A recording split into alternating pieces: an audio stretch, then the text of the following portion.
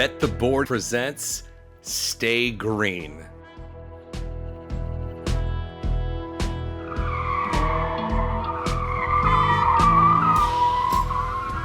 Stay Green is your first stop for all the metrics, matchups, and money-making opportunities at the track each race week.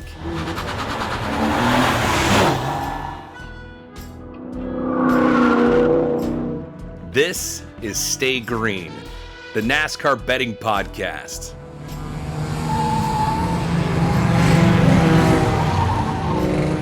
Here are your hosts, Todd Fuhrman and racing analyst Chris Werme. Welcome into the Stay Green podcast, a Bet the Board production, part of the Wondery Podcast Network. 2 playoff races officially in the books. 1 playoff race to go before we send 4 drivers packing, and the field gets reduced to 12 before we head to Texas next weekend.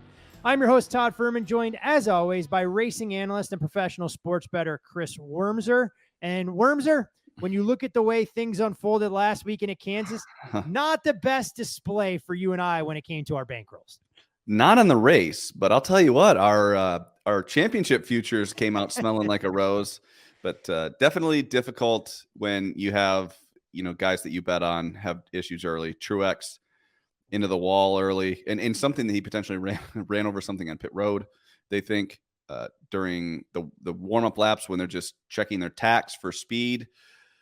Looks like he ran over something. That's a bad beat. Some people may have called this in earlier episodes. We'll get to that later.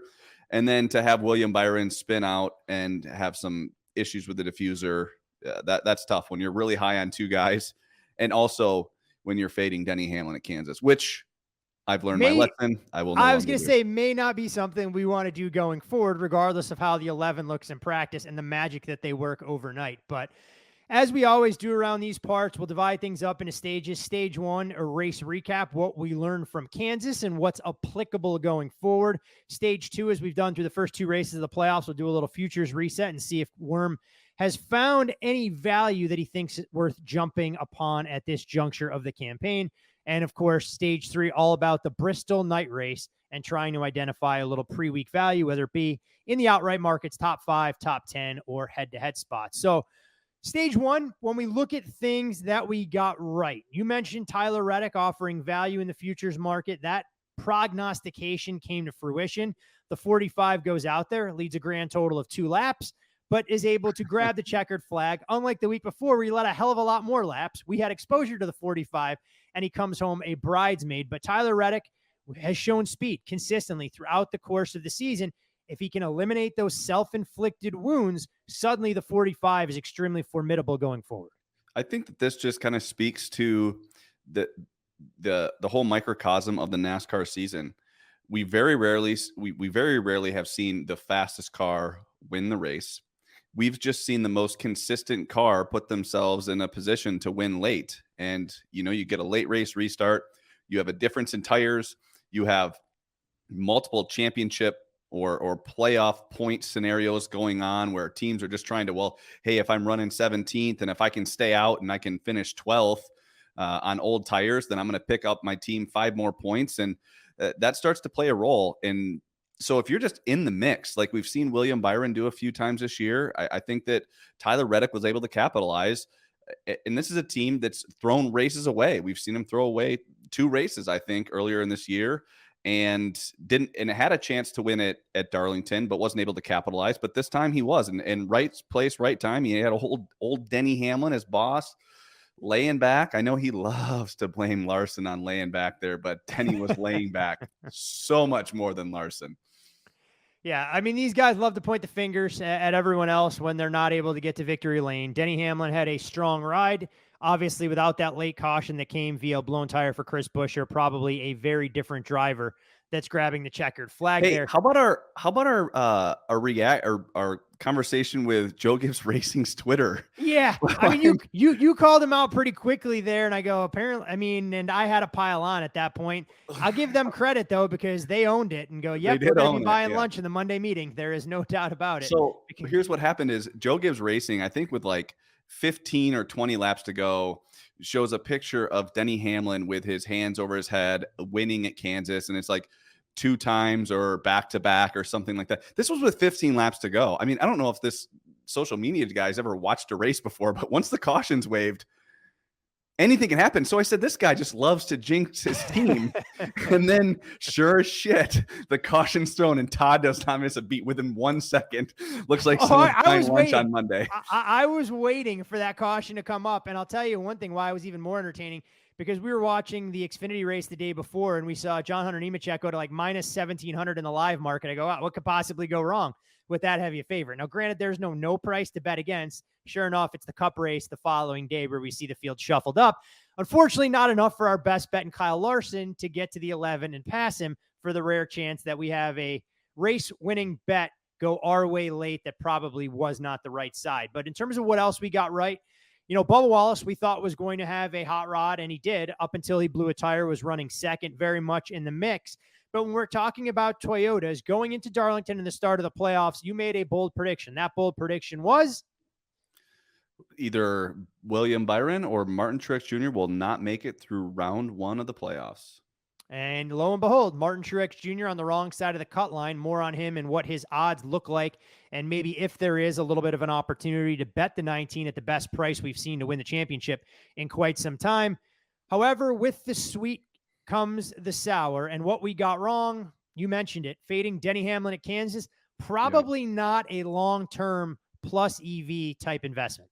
Yeah, it's just not. And that's why it's good to listen to Actions Detrimental. He clearly thought that he had a great car after practice and qualifying. His lap times just didn't show it. And hold on a second. No. He said he didn't think he had a great car. Chris Gabehart had to talk him down off a ledge and said, "Oh, that's true. We're going to be just fine on race day." And then, as the 11 said, the car essentially came to him throughout the course of the race. That's right. Yeah, So Denny and I had the same feeling about Denny's car. Unfortunately, his crew chief, who, I mean, was right, was able to kind of get that car, make the right adjustments. And, you know, Denny's a competitor, and he's obviously really good at this track. I still think that Larson had a better car, but the price that I laid between minus 125 and minus 140, I think that's different. You know, if this was an even money type bet or a plus 110 type bet, yeah, okay, that's probably the right side. But we got it wrong on the price. And I just don't think that. I think that's a coin toss type bet, not a minus 130 to minus 140. And I think it's always important to try and assess when things go the right way, when things go the wrong way. And any bettor who's done this long enough and does it as seriously as we do, you have to be honest with yourself and go, hey, that's a good bet I made. It just didn't work out. That was a bad bet where confirmation bias gets us the win, or this was a bad bet that even if it would have won, probably not the right way to go about it given that particular price. So lesson learned in terms of what we saw at Kansas. Obviously, we mentioned Tyler Reddick, the speed. I guess we tip our hat to the 22 because we seem to see this all the time. He's got a 10th to 15th place car, somehow finds a way to finish top 5. Anytime he's at a track where strategy is going to play a role, I've learned my lesson. I'm not betting against the 22 in any way, shape, or form. Yeah, that's Paul Wolf. I think that you have to look at, his average running position all day was 13th, and he salvages a 5th place finish. That's what wins championships. If you can take, a 15th place car and find yourself in the top 5, you do that a couple times in the playoffs, and those points really add up. Now, I don't know how well he did on stage points, if he even received any at all, but man, to finish inside the top 5, what a great call. He put the race in his driver's hands, and Joey Logano was really aggressive on restarts. He was able to he wasn't really able to hold off Tyler Reddick, but you only have 2 laps on that green-white checkered. If he can just stay within the top 5, that's stealing points. So hats off to that 22 team. Yeah, it gives you an opportunity. And like we've always said in the playoffs, especially the early rounds, just to avoid the disaster, anything that you can do to try and get a finish to materialize clearly pays dividends. And you're seeing that reflected in some of the standings right now, where Joey Logano is 12 points clear of the cut line. We mentioned the cut line, and as we wave the green-white checkered flag on stage 1, we'll go into stage 2. But before we do so, I want you guys to follow Chris on X at Chris Werme 15. I'm Todd Fuhrman. You can follow me there. For all things Bet the Board podcast, follow at Bet the Board Pod. And we've reminded you time and time again, you may not bet football on a week in, week out basis, but we do have the Bet the Board newsletter delivered right to your inbox every Friday throughout the fall. It's a friendly reminder. If you happen to miss Stay Green, you missed the articles, you missed the podcast, it's all right there with the Best Bet edition that's separate from anything that we offer up on the various podcasts that you can listen to throughout the course of a race week. Stage 2, futures reset, Worm.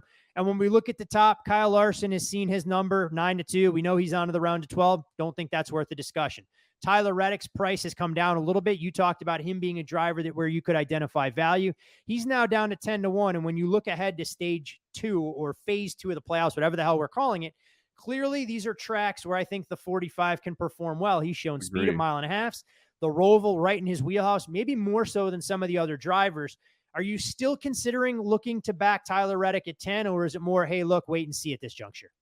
I still like Tyler Reddick. I mean, he's locked in. I think that this race at this point is a free roll. It's not a strong race for him coming into Bristol. This is a stronger Kyle Larson type race, Brad Keselowski type race. But, Tyler has nothing to lose. If he can go out there and maybe win a stage and add a playoff point, I don't know that he can win the race, but he's definitely moving on to the next round. And if you look at the next round, he's coming to Texas, where he's been really fast.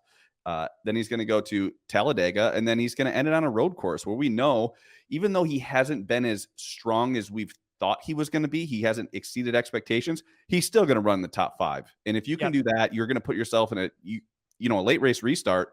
Look at Chris Bell. He was able to go out there and win that race by taking tires, get a quick caution, and anything can happen. So, and my money's on him when it comes to a road course. I still think he's one of the most talented guys out there. I don't care which road course it is. Going into the week, he's going to be one of the favorites. I still think there's value on Tyler at 10-1. And that, obviously, with the news that NASCAR handed down earlier this week, going to take on a very different dynamic / dimension for the Roval, because after doing away with stage breaks throughout the course of the regular season, hey, look, let's add them back in the playoffs because we love to create a moving target. I think from a playoff standpoint, handicapping-wise, it's a disaster. Let's get that out there now. From an entertainment side of things, it puts strategy very much back into the mix for all these teams that can race a little bit more cautiously. They can stay out, pick up stage points, go hell with trying to win the race. So hopefully for guys like us, we'll be able to identify a little bit of an edge, and we'll be able to read into driver comments and crew chiefs that say, hey, look, we're out here racing for points, or we're racing for, a checkered flag because it's win or go home type stuff. I mean, this is entertaining stuff. You're looking at Bristol. You got the fastest half mile, the bull ring. I mean, it's going to be intense. There's going to be all sorts of strategies. That's going to be crazy. The Bristol night race, that's going to be crazy in itself. Then you're going to go on to Texas, where last year was, I don't know. We better not. Well, Texas was entertaining last year for all the wrong reasons. I don't need more blown tires. Okay, agreed. But it's still going to be interesting to see what happens, because the leading at Texas last year was a problem. You were going to blow a tire eventually. So yeah, you had to drive like 75% throttle. Yeah, exactly. Just ask Tyler Reddick.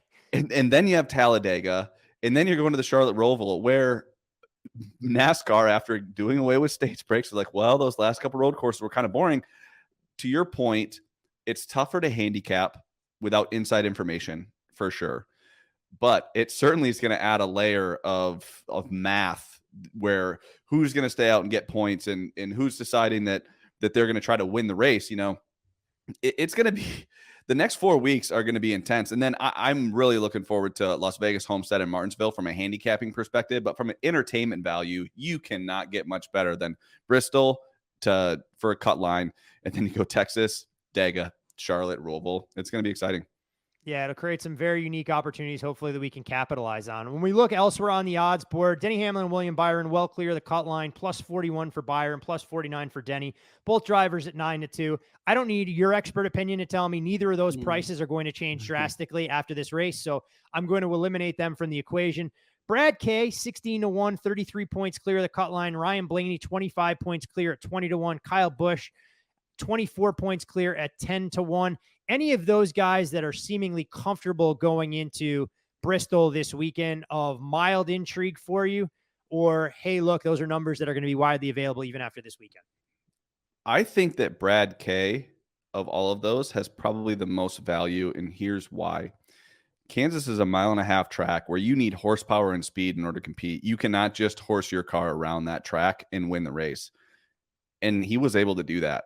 That the 6 and the 17 have solidified themselves as the fastest Fords, and they're in the fact that they're priced at this 16-1. I mean, Brad Keselowski is a former champion who's won almost everywhere, who can manage his fuel, who can manage his tires, and he can win everywhere. So I think that there's a little value on him just because there's speed in the race car. It's one thing that you cannot do in the playoffs is be looking for speed. And right now, I don't think RFK has to look for speed. This is a great track for him. If he goes out here and wins this week, that's going to set the stage for, like I said, another exciting round of 8.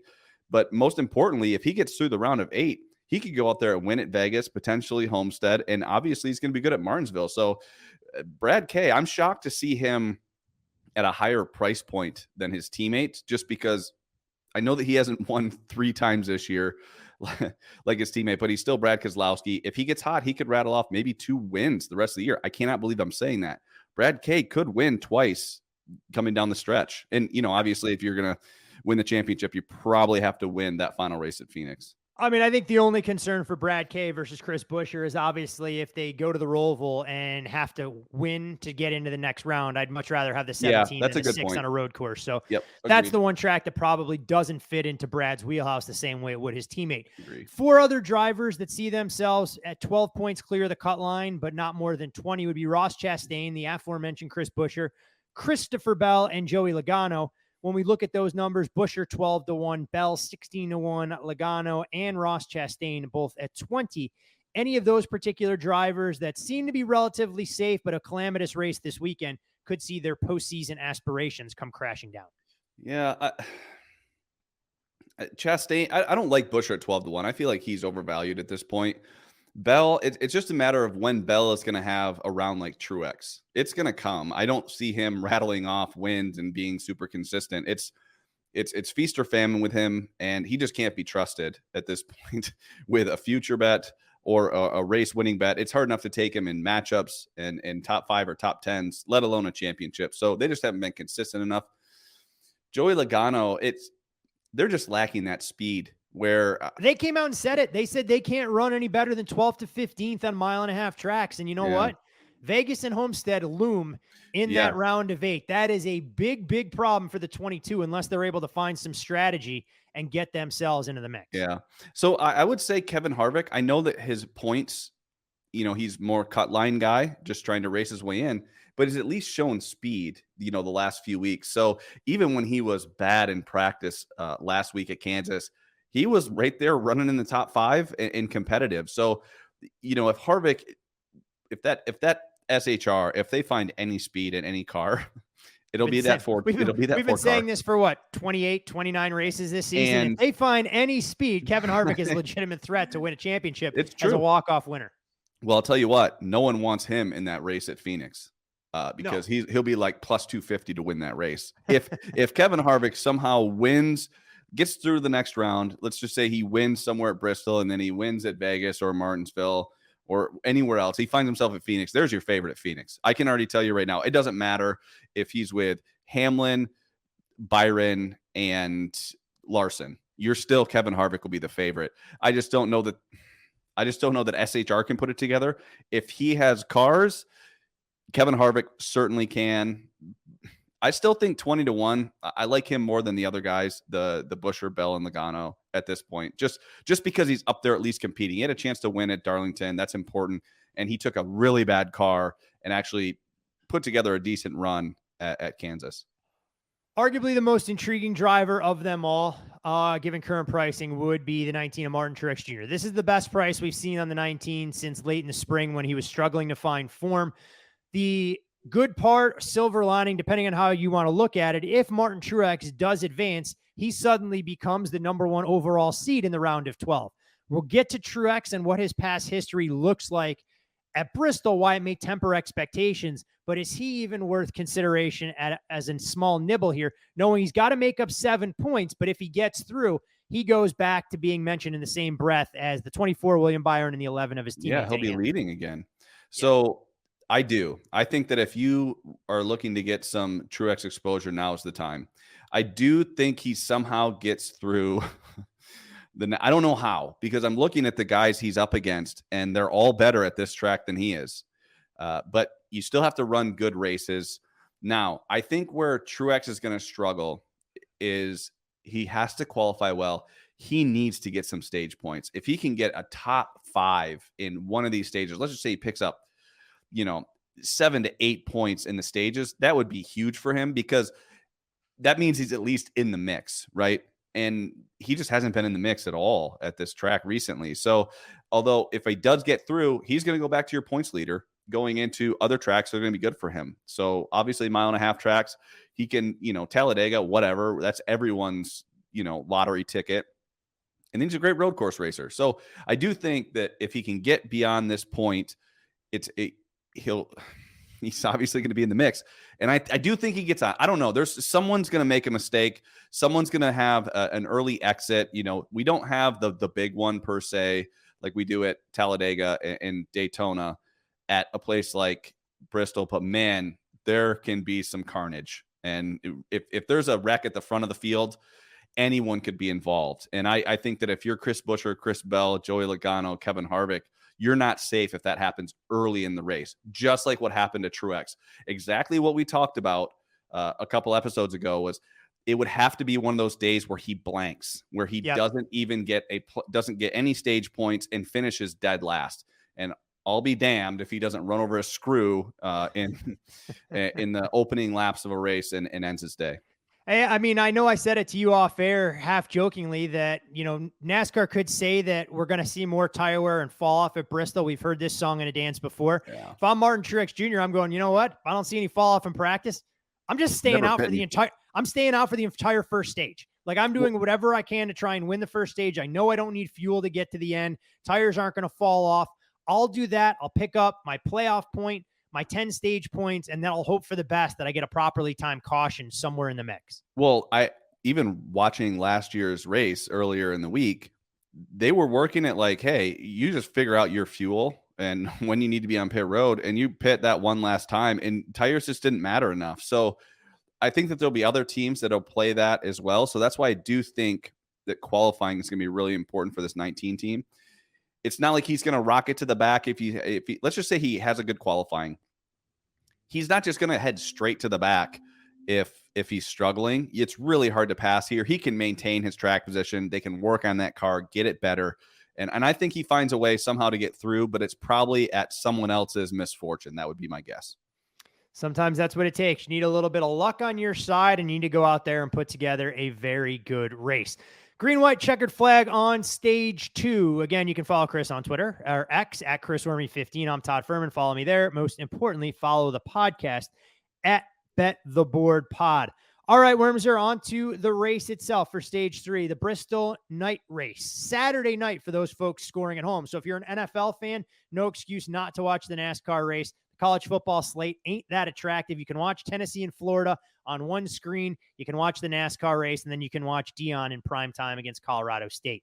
When you look at Bristol and try and figure out the track specs, this is one of the more distinct tracks. It includes extraordinarily steep, I guess, depending on how you look at it, banking. It's an all-concrete surface with 2 pit roads and stadium-like seating. It has been also named one of the loudest NASCAR tracks and obviously has the rightful nickname, Thunder Valley, for a reason. 3rd largest sporting venue in the entire state, 7th in the world, at least at last check. And when you look at the distance, slightly longer than a half mile, 0.533 with 43 feet of width for a racing surface and 24 to 30 degree bankings in all of the turns. I will ask you the question I ask you every time we go to Bristol. Are there any true track comps, or is it slight parallels to a concrete track in Dover or any of the short tracks we'll go through during the course of the regular season? Yeah, I don't have any comps here. I think this is a real standalone. You can't take anything from Bristol dirt. And I think it'd be really tough to draw a correlation with Dover or even Nashville. This is just its own animal. And you get into a rhythm here, you're running, you're clicking off 15-second laps for 500 laps. You just got to be a rhythm driver. There are drivers that are just good here, and then there are guys that aren't. So for the guys that aren't, you've either been practicing or you catch a great setup, which has happened before in the past. But this is just a different animal. And even if you look at last year's race, the Toyotas, they had mechanical issues up and down. I had no idea what was going on, and neither did they.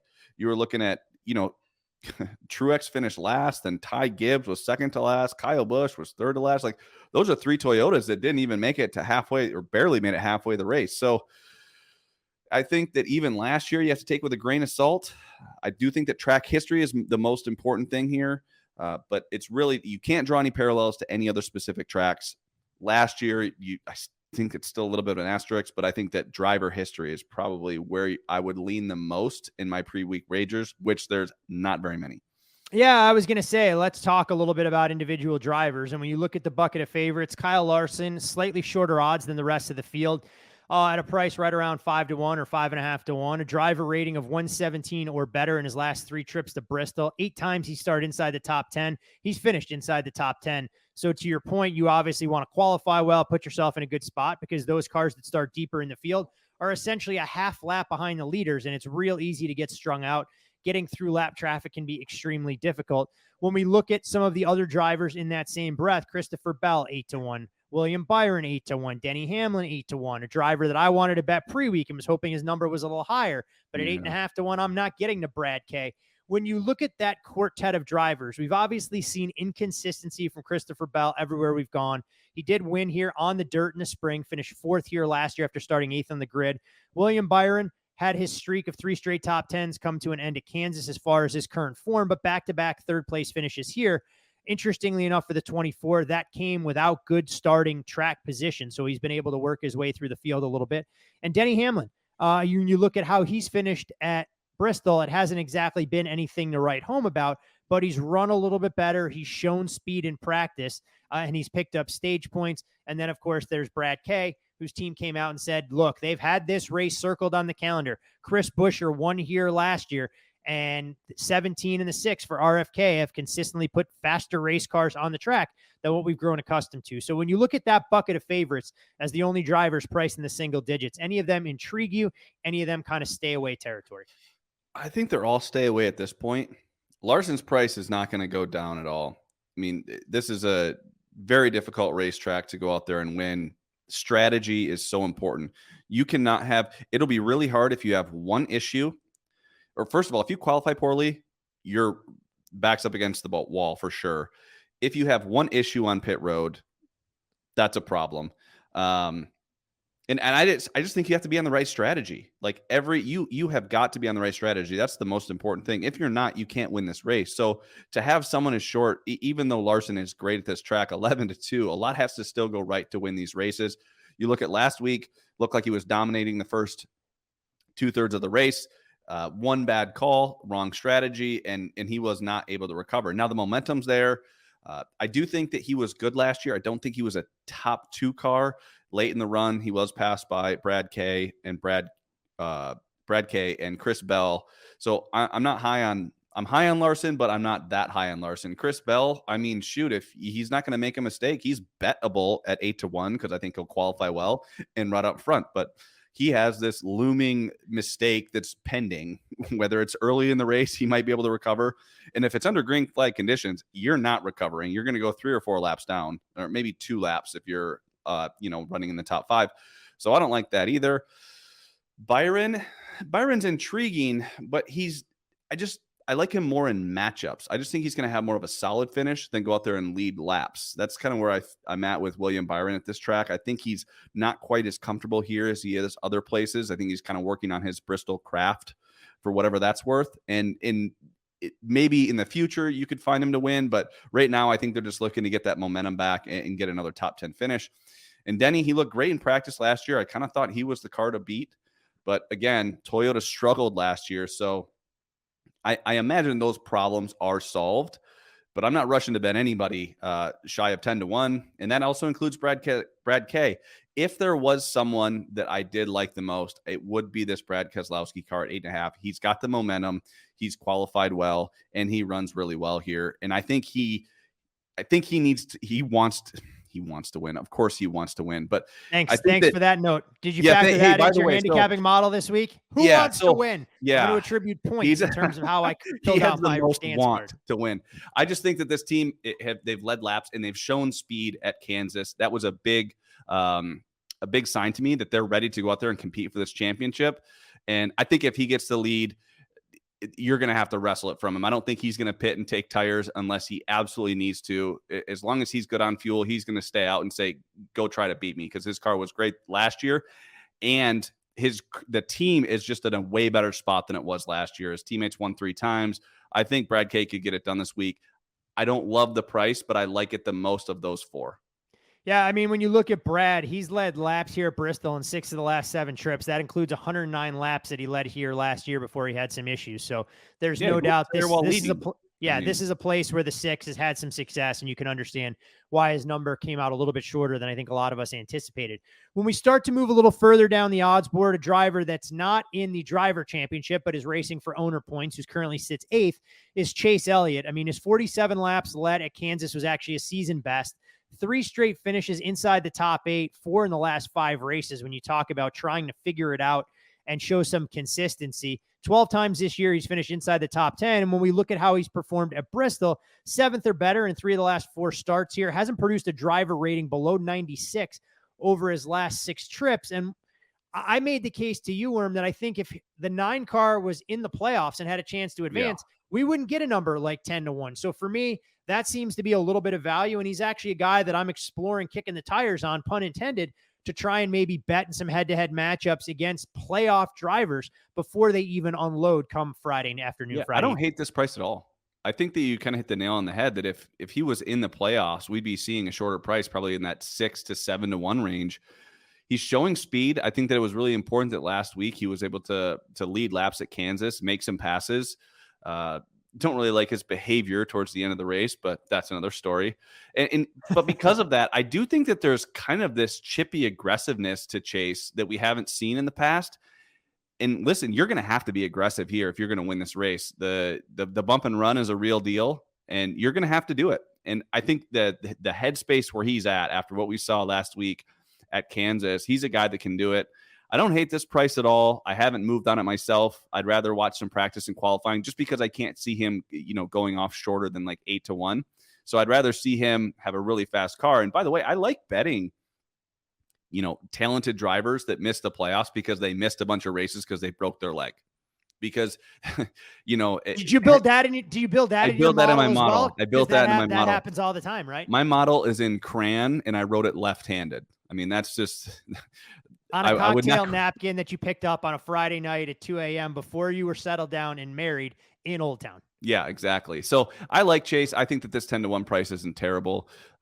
But again, where's the market going to go? I can't see him falling very far from this price. If anything, maybe he qualifies deep, and then he can be aggressive with strategy, go out there and try to win a race.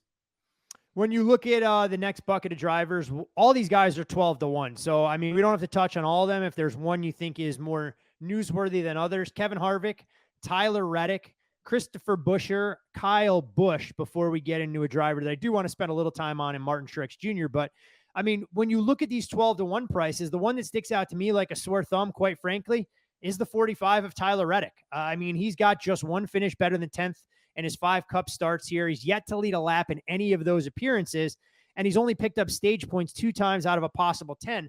I know he's in better equipment. Maybe we blame that on RCR, but I feel this is a driver, if I'm trying to identify any that we're going to talk about, that's overvalued based on current form, where the track history just doesn't mesh with his number pre-week.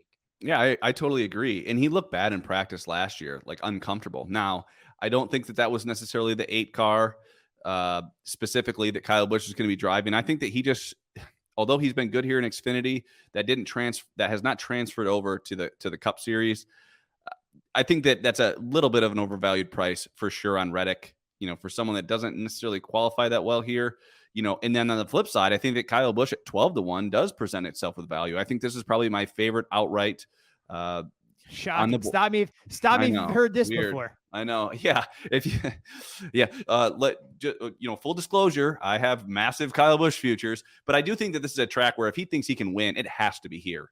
And that would be, I think, huge for momentum to know that they can go out there and win. He obviously doesn't need to win to move on, but I think just to prove it to himself that he can go out there and still win races, because we really haven't seen him be a factor in the last month or so. And you definitely want the momentum on your side heading into these next couple rounds of the playoffs. Other than that, I think Chris Buescher is massively overvalued. I'm just not interested in him. I think, we were seeing prices on him at 60-1, earlier this season and even higher. And I think that the market's kind of caught up with him. And at this point, we saw last week, he started to run into issues, had a bad finish. So not very high on Buescher and Reddick. And I am pretty high on Kyle Busch. He can get around this track for sure. Very fair assessments with all of those drivers. On to the 19 car of Martin Truex Jr. We talked about it at the top. The regular season champion suddenly looks human. 18th at Darlington, 36th at Kansas. Didn't get anything out of the race last weekend. Had a run of 6 straight top 7 finishes that feels like a distant memory, as his average finish is 26 over his last 3 races going back to Daytona. When we look at track history, he finished 7th here in 2021, but that's the only finish better than 10th that he's had here in quite some time. The last 10 races here for Truex, just once has he had a driver rating above 93. So if you're the 19 and you're putting your head on the pillow Thursday night, you're not feeling warm and tingly inside when you unload, have to qualify, and head into the night race on Saturday. No, absolutely not. He's got 3 top 10s in his career here. I mean, yeah, it ain't good. This is Martin Truex Jr. We're not talking about, I don't know who I'm going to trash right here, but be careful what direction you go. Maybe a driver we try and Ricky Stenhouse Jr. Okay, but I think Ricky Stenhouse might have more top 10s than that. To be honest, I don't have his numbers right in front of me, but he has more finishes outside the top 30 as well. So that's for sure. He's got some of that working in his favor. This Truex, I don't like his 14-1 price, but I'll be looking to play him in matchups if his car is solid. This is a strong, Joe Gibbs Racing is not going to put together a poor plan this week for him. If he can stay out of trouble, there's plenty of speed in that 19 car. Truex, if he's told he just needs to kind of race around 10th place all day and he'll move on, I think that he's capable of doing that. I know that, even 11th place finish, if he can pick up stage points, I think that's going to be the most important kind of piece to the puzzle for the weekend for him, because I think that he's going to run top 15 just based on speed. If he can pick up a few points here and there, he'll be moving on to the next round. But I don't like that 14-1 win price. I'll be looking to maybe bet him top 10 or maybe find some value in matchups if he's matched up against some of these other cut line guys like a Harvick or a Logano. I just hope he gets mixed up with the squirrels in the back, and we get to see the 19 squirm a little bit if he's mired in 23rd to 25th, needing to stay on the last lap, having to avoid lap traffic. I'm all for drama Saturday nights under the bright lights. When we go a little bit further down the board, the next group of drivers, we'll call it, there are 3 of them that stand out. Ryan Blaney, 14-1-ish, Joey Logano, 16-1, and Ross Chastain, 18-1. When you look at that trifecta, any guys you're buying, any guys you're selling, or if they were stocks, are you simply holding? Well, I think that, we played a little Logano when he opened right at 20, and that's because this has turned into a little bit of a strategy race. I would say Paul Wolf kind of leads all of the crew chiefs when it comes to strategy. It seems like he's playing chess when most other guys are playing checkers. So if he can give his driver a chance, a super talented and aggressive driver, I think it's really important to note that, because you better get it when you have a chance, whether it's a late race restart or if it's getting through lap traffic. You have got to be super aggressive, because otherwise the 0.3 of a second lead you have can shrink down to nothing if you're taking your time passing through lap traffic cars. So I do like Logano. I think it's more of just a value play. And same with Ross Chastain. Both of those guys I would put in that bucket, where I like Logano's talent or his ability to get around this track a little bit more than Chastain. But Chastain still has the price, and everyone's kind of overlooking him. If you were to take a look and say, hey, he is good on concrete. Look what he did at Nashville. Look how good he is at Dover as well. There might be some value on this. And listen, I think at this point in the week, it's trying to predict where the market's going to go. And if those guys qualify in the top 7 or 8, which I think is a good, strong possibility, you're going to see their prices reduced. And by the way, they're going to be there at the end. And that's the most important thing. You have to survive. And last year it was a battle of attrition. And I'm going to put my eggs in a Logano and Chastain bucket. If you have to be aggressive and it's a battle of attrition, both of those guys, I think, do have a little bit of value. Hey, it's a fair assessment when you look at it and try and see which of these guys could see price tags that come crashing down. I wrote up a couple other drivers, but quite frankly, Werme, I'm not sure I even want to talk about them, because I don't think they're going to necessarily factor into a win-play show type of performance. And that, of course, would be Bubba Wallace and Ricky Stenhouse on the outside looking in. Michael McDowell, clearly a long shot if he's going to find his way into victory lane. But were there any other non-playoff drivers that you thought were worth a quick mention before we move this program quite along? It would be probably just the Ricky Stenhouse. I think that there's some value. He just gets around this place. If you could find him in the top 5, I think that that's usually a good price for him. I don't think he has a race winning car. Don't go up there and bet him to win the race. But, late in the race, he always finds himself kind of hanging around. And I wouldn't be shocked if that 47 team had a good run this week. Hey, we'll see. I mean, they don't call him Ricky Stenhouse for a reason. So if Ricky's going to try and go out there and get into the round of 12, do it in a blaze of glory. A third-place finish ain't going to get it done, but if you happen to grab the checkered flag, you'll be moving on to the round of 12. We're waving the checkered flag for Stage 3 as we get to race completion. You can follow Chris on Twitter at ChrisWerme15. You can follow me there as well at Todd Fuhrman. Most importantly, follow the podcast at Bet the Board Pod. And Wormser, we're moving things right along to the best bet portion of the program. I know this is a race you said you didn't want a ton of exposure to going into the week. Wasn't sure if you found something or you're going to flip the onus to me to bet a head-to-head match. Oh, I can do that. You've got one. You've got one identified. Let's flip it to you. Let's change up the mojo here. I mean, we talked about head-to-heads, and if I'm going to go down in a blaze of glory, I may as well allow you to have a pound of flesh heavily invested here. So I sent you a screenshot earlier this week. I said there was one matchup that was calling out to me, and I felt like one driver had a higher ceiling than the other. Now, granted, he may have a lower floor in the grand scheme of things, but I feel like it's worth a small nibble at this particular price because if he catches a setup, he goes out there, he can dust the field. I don't necessarily worry about the other driver being able to catch lightning in a bottle and suddenly figuring out a track where he struggled in. That, of course, would be your beloved 8-car of Kyle Busch against Tyler Reddick. And you have to shop around. I know this matchup's not widely available for a lot of folks that are out there. So I encourage you guys to look to try and find it. I found it on Westgate, actually. So Westgate has it. Okay, Superbook. We'll pull it up and see, if you want to pull up some of the other books that are out there as well. I know Betfred has some different matchups that are out there. I mean, look, there are some matchups that aren't going to be widely available. I'm sure we'll piss off a lot of our listeners and viewers. So as I look here, because this always makes for great podcasting to try and figure out what other books have this, so we didn't leave here empty-handed to try and be able to do that. I mean, I'll pull up Betfred really quickly here. They've done it. Actually, Betfred's been a great book for everyone. And look, I'll give you another one on Betfred. Then if you don't want it, well, you'll bet on the same driver. You'll bet against a different driver. Kyle Busch minus $130 against Martin Truex Jr. I mean, that's another one that I think makes an awful lot of sense as we look to go against drivers, at least for me in the Toyota camp, that I want to see go out there and perform. They don't have the track history, and I kind of want them to prove it to me. So I'm not sure what's available on DK, FanDuel, or some of the other shops, but hopefully, those two matchups. And for all you degenerates out there, which I know there are plenty of, don't go out there and create unnecessary exposure. We know these are smaller positions earlier in the week, but we'll try and flip the script a little bit. For the way things have been going. I know you and I get frustrated with the stuff that we're able to share with our viewers. We're putting our blood, sweat, and tears into it, and we obviously want to achieve better results. So, still a handful of races to be able to change things around a little bit. So I'll take the heat, and I'll give you all the glory if this matchup comes home. I'll take it. I'll just pretend like it's mine next week. That's fine. Like, oh, what a great call I made. Win as a team, lose as a team. And like all of us that are married say, what's mine is yours, and what's yours is yours. And I think that's probably the healthiest way to look at it. So Kyle Busch over Tyler Reddick minus $1.10. Kyle Busch over Ryan Blaney, I thought you said. I said over Tyler Reddick. Oh, I like that too.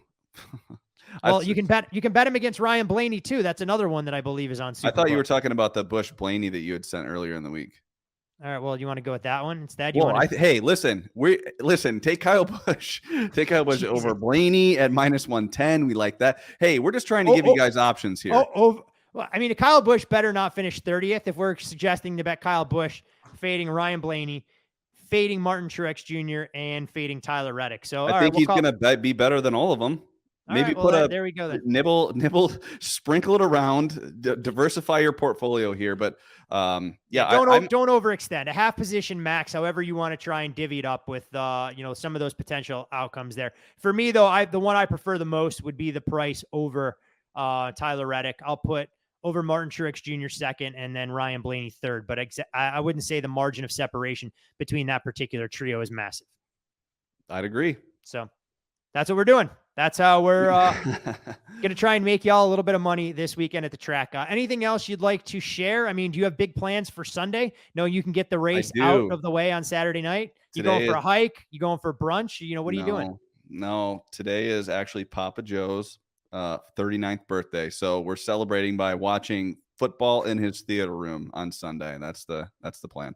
Oh, so I know I'm definitely getting a text. Hey, who do you like on Sunday? I think I'm gonna block this number. So you better provide some race day winners for us. And as always, we'll put something up on the site on Saturday, hopefully early in the day for those of you that are fully immersed in either family activities or watching college football. So keep tabs on the social media feeds. We'll try and get something there. Maybe if there's something juicy in the outright market. Pre-race poll, what time do you have that scheduled for on Saturday? It'll be 2 hours before the race. So what time is that? Oh, this will be fun watching you do time zone conversions. It'll be at 2:30 Pacific and 5:30 Eastern. Oh, look at you. Did it on the fly. I'm very impressed. You never cease to amaze me around there. All right, ladies and gents, we're going to put a bow on this particular episode. Want to wish all of you the best of luck. A fine race to watch from entertainment value. And let's hope we have some profitability to go along with it. Saturday under the bright lights in lovely Bristol, Tennessee, with 1, 2, 3, maybe more Kyle Busch tickets in hand. And I don't say it lightly because we want you to bet responsibly. As always, smaller positions there, but wanted to give you guys a multitude of options, knowing that all of these matchups, especially pre-week, aren't widely available. So wish you guys and girls the best of luck. Go Kyle Busch, grab that checkered flag, regain your Bristol dominance, and we'll see all of you at the window.